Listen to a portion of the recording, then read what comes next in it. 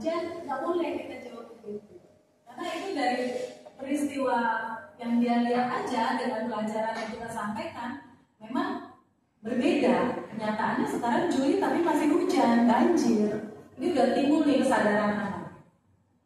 Terus bermaknanya dia mampu mengkonstruksi pengetahuan baru berdasarkan pengetahuan lama tadi yang teori musim hujan, musim kemarau. Lalu dia menerapkan pengetahuannya dalam kehidupan nyata. Dia kemudian kalau kita bantu, kita sebagai guru sekarang kita bukan fasilitator, kita aktivator. Artinya kita harus mampu mengaktifkan anak-anak. Ini kita harus belajar lagi. Kalau kemarin-kemarin kan kita dibilang fasilitator ya, sekarang guru itu sebagai aktivator. Jadi anak udah timbul kesadaran, nah guru harus bisa membangkitkan dengan satu mungkin percobaan atau penelitian. Bisa cari informasi mungkin dari BMKG, kayak tadi malam kan ada tuh kepala BMKG Bu Korita, dia menjelaskan kenapa terjadi perubahan cuaca seperti itu yang disebut sebagai anomali. Ternyata sekarang angin dari Australia lah, apa itu dijelaskan. Nah, nanti dari penjelasan BMKG, mungkin kita kan bukan pakar di situ ya, kita gunakanlah itu pembelajaran digital. Kita cari info digitalnya, kita bisa sajikan ke anak ini loh, ya penjelasannya. Ternyata sekarang terjadi perubahan iklim global, ya, dan memang semua negara di dunia mengalami perubahan iklim global. Jadi apa yang selama ini diteorikan beda dengan kenyataannya. Nah, ini kita gunakan teknik digital juga. Jadi dari pengetahuan yang kita sampaikan, terus anak timbul kesadaran kenapa ya beda dengan kenyataan. Nah, akhirnya mereka tahu dan ada keinginan juga untuk semakin mempelajari. Kita bisa tambahkan mungkin dengan kegiatan yang menyenangkan. Nah, saya juga kalau buku saya punya untuk percobaan. Ya, percobaan sederhana itu tentang cuaca lah, tentang apa saya punya. Mungkin kalau Bapak Ibu terutama wali kelas mau pakai untuk percobaan yang menyenangkan, ada itu tentang perubahan cuaca juga. Jadi lewat kegiatan yang menyenangkan bisa memotivasi tadi kesadaran anak yang pengen tahu lebih lanjut, yang ada di teori di buku begini, tapi kok kenyataannya begini, gitu, ya. Nah, ini yang diharapkan dari pembelajaran mendalam.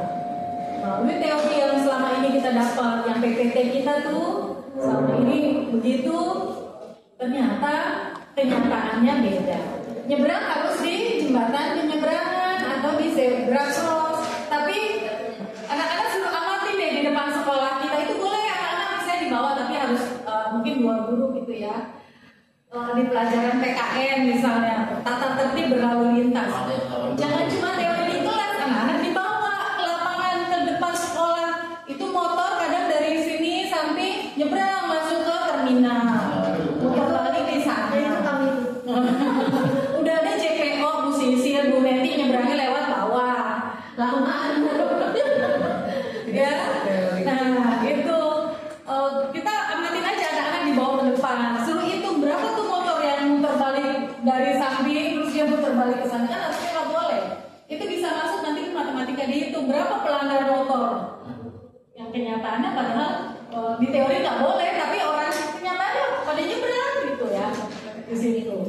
Terus mungkin tiba-tiba terus ada petugas nih, ada polisi, ada DLAJ, kan nggak boleh tuh.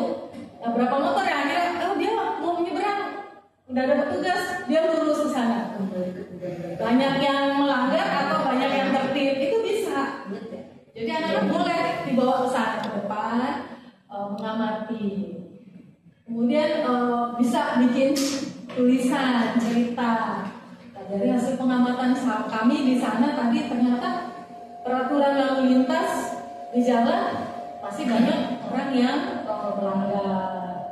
Angkot misalnya sembarangan aja berhentinya gitu. Ya mungkin anak-anak bisa pengalaman dia sendiri.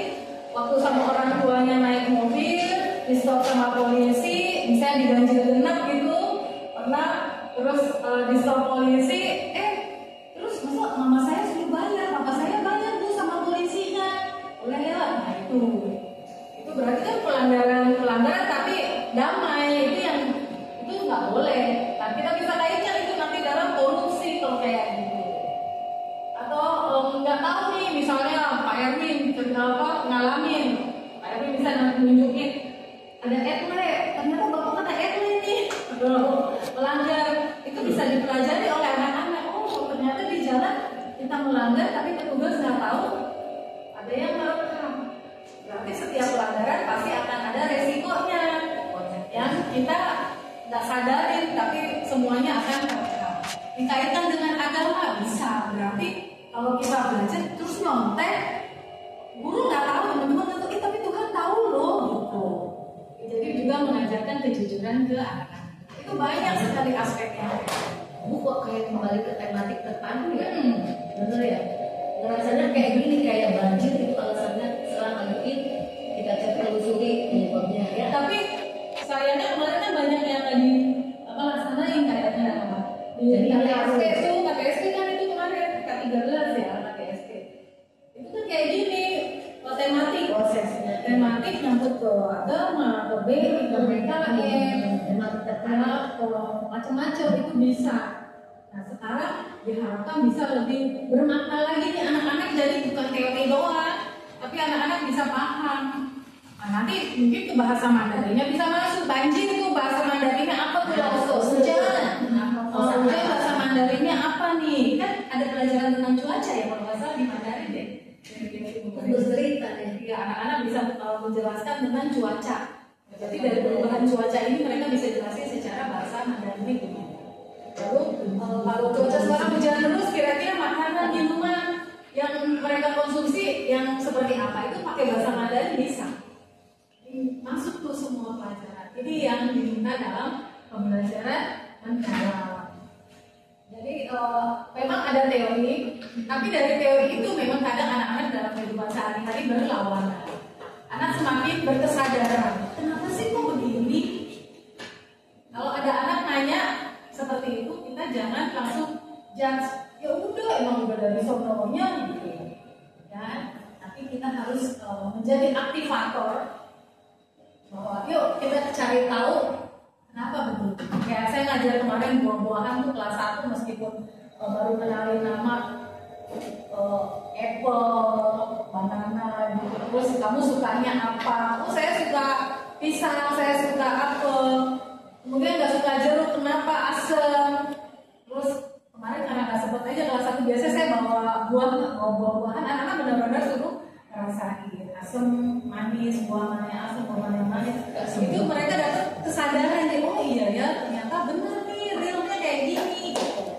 Terus buah naga termasuk kulitnya kasar, salak, ya mereka pegang sendiri. Iya ya, ini buah-buah yang termasuk kulitnya kasar. Oh ini ada buah yang kulitnya soft gitu.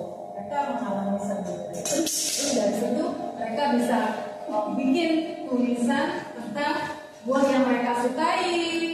Kenapa alasan yang mereka suka, lalu ciri buahnya apa. Nah itu dituangkan dalam tulisan berbahasa Inggris. Tapi sekarang tidak satu-satu lepas kayak gitu, kita harus bisa kolaborasi. Nanti kita masuk di kolaborasi. Nah jadi yang sudah kita lakukan ini nanti masuk ke proses anak-anak tuh punya olah pikir, olah hati, olah rasa, dan olah olah pikir berarti mengasah kemampuan berpikirnya dia. Ya kayak tadi harusnya sekarang musim kemarau, sekarang musim kenapa hujan terus? Dia harus bisa mengolah akal budi dan kemampuan kognitif berpikir. Ya dia bisa memahami, dia bisa menganalisa, dia bisa memecahkan masalah. Pastinya ada proses-proses, misalnya kita lewat info dari BMKG seperti itu, lalu dia lihat pengalaman, ini mengasah cara berpikir dia. Lalu olah hati berarti membentuk budi pekerti. Ya, budi pekertinya dia